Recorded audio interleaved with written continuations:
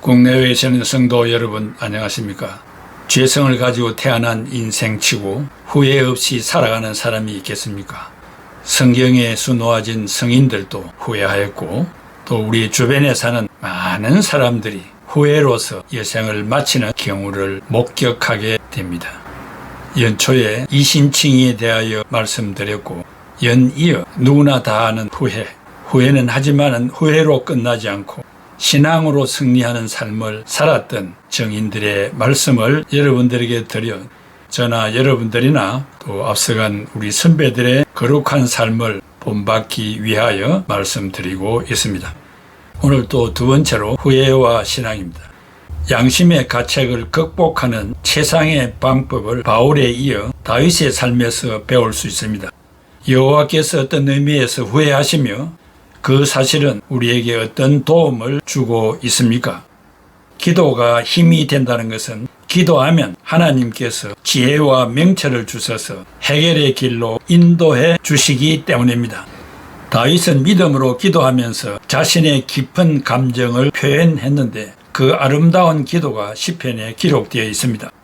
시편 32편 1절에서 5절에 허물의 사함을 받고 자신의 죄가 가려진 자는 복이 있도다. 마음에 간사함이 없고 여호와께 정죄를 당하지 아니하는 자는 복이 있도다. 내가 입을 열지 아니할 때에 종일 신음함으로 내 뼈가 쇠하였도다. 주의 손이 주야로 나를 누르시오니 내 진액이 빠져서 여름 가뭄의 마름같이 되었나이다. 셀라. 내가 이르기를 내 허물을 여호와께 자복하리라 하고 주께 내 죄를 아뢰고 내 죄악을 숨기지 아니하였더니 곧 주께서 내 죄악을 사하셨나이다. 셀라.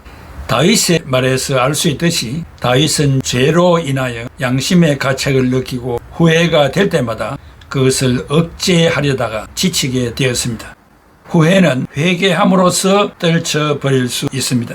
다윗은 죄를 고백하지 않았기 때문에 몸과 정신이 병들게 되었고 기쁨을 잃었습니다.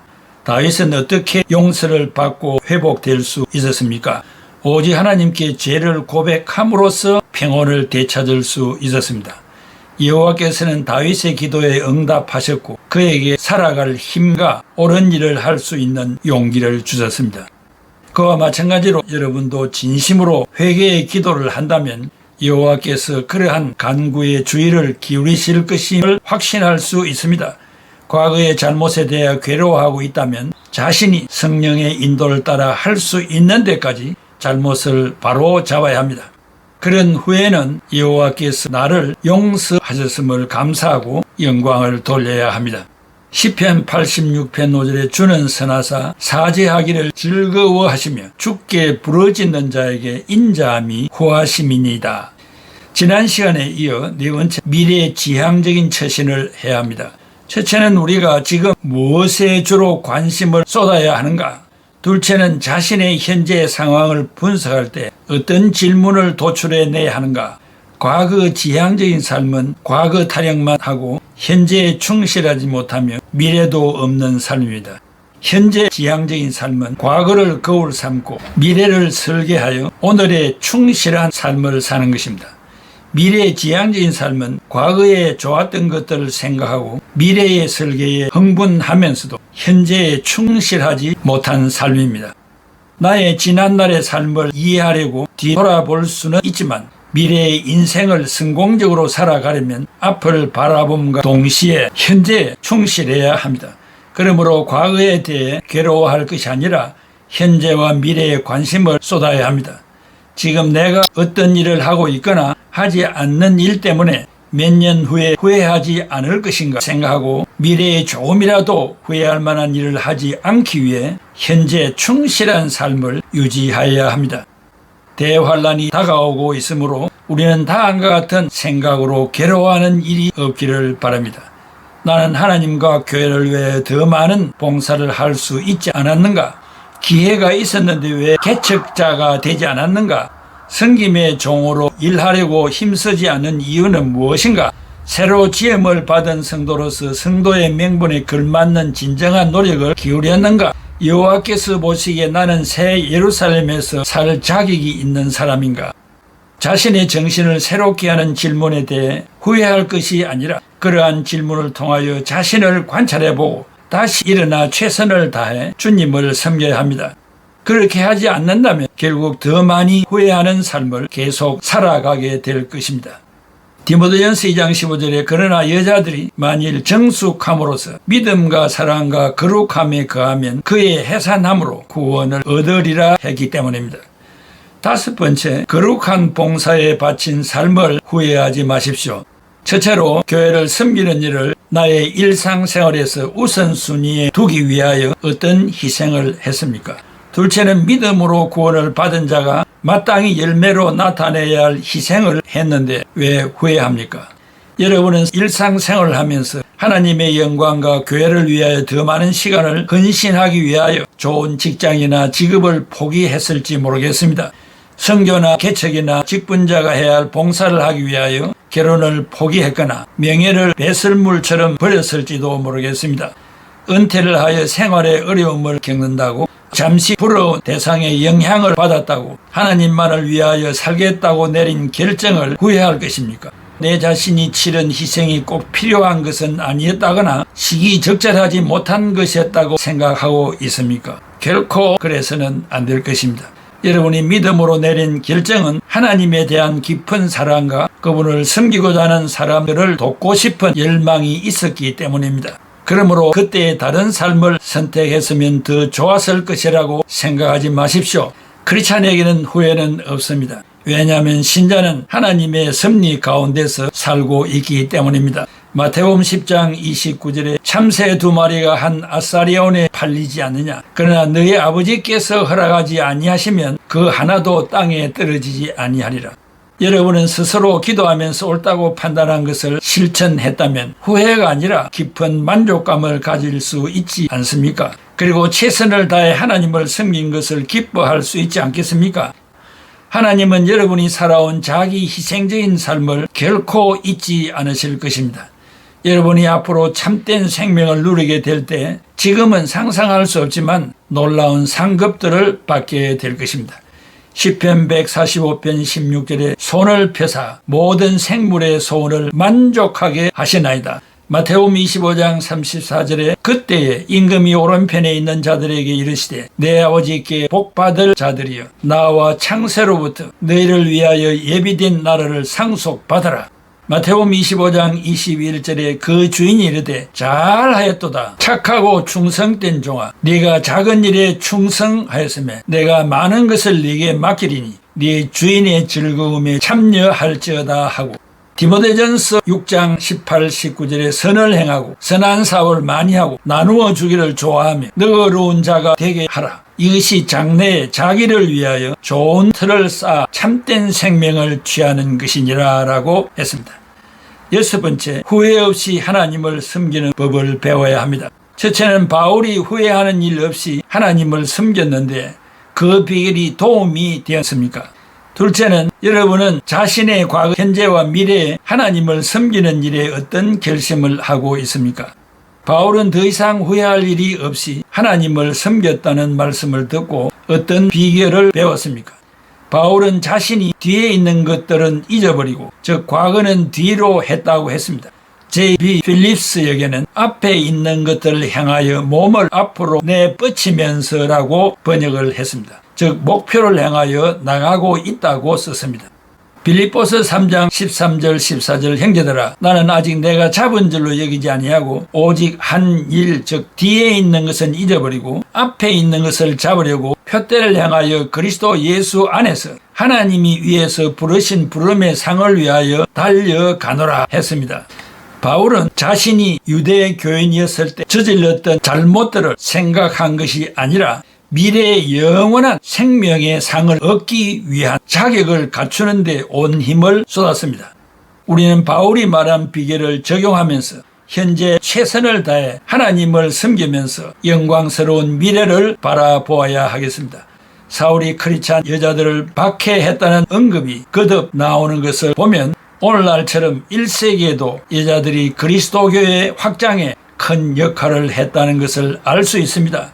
시편 68편 11절에 소식을 전하라고 여인들에게 내리신 주님의 말씀 크나큰 군대라고 했습니다.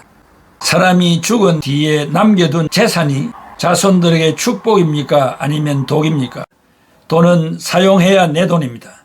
내가 땀 흘려 번 돈이라도 내가 사용하지 않으면 내 돈이 아니라 남의 돈일 수밖에 없습니다. 노년에 돈에 집착하는 이유는 자식들이나 사회로부터 버림을 받았을 때 최후의 의지가 되는 것은 돈밖에 없다는 짧은 생각에서 나오지만 사실로 이 지경에 이르게 되면 돈이 있다 해도 해결책은 없을 것입니다. 내가 죽으면 돈도 소용없고 자식들에게 나누어 준다 해도 그들이 행복해 하지도 않습니다. 잘못된 재산 상속은 상속인에게 독이 든 성배 신성한 술잔과 같습니다. 특별히 국내 재벌치고 상속에 관한 분쟁이 없는 가문이 없습니다. 재벌뿐 아니라 평범한 가정에서도 재산 상속을 놓고 가족 간의 전쟁을 벌이다시피 합니다. 가족들이 유산 앞에서는 원수들입니다. 남기는 것은 재산인데 결과는 형제 자매 간의 원수지간으로 지냅니다. 유산을 놓고 싸움질하는 자식보다 재산을 물려주고 세상을 떠나는 부모의 책임이 더 크다고 생각됩니다. 내 자식이나 형제는 다른 사람들과 다르다는 생각은 경우에 따라서 착각일 수 있습니다.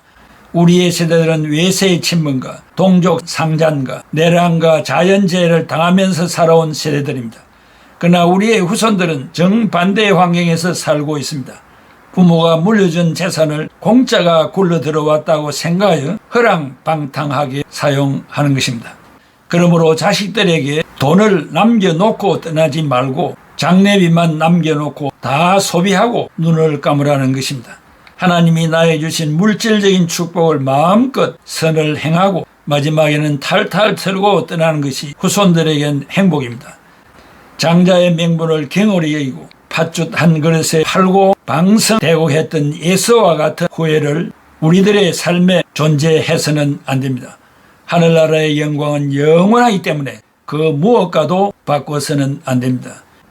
신자들에게 후회는 존재하지 않습니다. 모든 것이 하나님의 섭리 가운데 이루어지는 것들입니다. 앞서간 선배들처럼 후회를 감사로 대체하고 기쁨과 찬양으로 순간을 살아가시기 바랍니다. 사랑하는 애청자 여러분, 지금도 후회하실 일이 있습니까? 계속 눈만 뜨면 과거 타령만 하고 있습니까? 예수 그리스도의 이름으로 이 모든 과거를 잘라내야 됩니다. 아무 소득이 없는 일들입니다. 건강을 해치고 정신을 해치고 신앙을 해치는 산물입니다. 그러므로 그것을 거울로 삼아 현재 하나님이 주신 직분 앞에 직업 앞에 사업 앞에 충성스럽게 일하고 하나님이 나를 사랑하사 예쁘게 여겨 직분을 주신 직분 앞에 부끄럽지 않는 삶을 살아가는 것이 하나님으로부터 축복받는 일이고 우리 자손들에게까지도 좋은 영향력이 미쳐지게 될 것입니다. 후회 없는 선한 사람 TV 애청자들이 다 되시기를 기원합니다. 기도하겠습니다. 고마우신 아버지 하나님, 은혜와 사랑을 감사합니다. 이성을 가진 존재가 어찌 후회가 없겠습니까? 그러나 그것을 거듭 씹지 않게 하시고 뱉어버리게 하시고 현재 미래가 중요하다는 사실을 기억하게 해주시기를 바랍니다. 과거 없는 인생이 어디 있겠습니까? 그것을 거울로 삼아 반복하지 않게 하시고 그것을 딛고 승리하는 우리 애청자들이 다 되게 하여 주시옵소서. 예수 그리스도의 이름으로 기도하옵나이다. 아멘.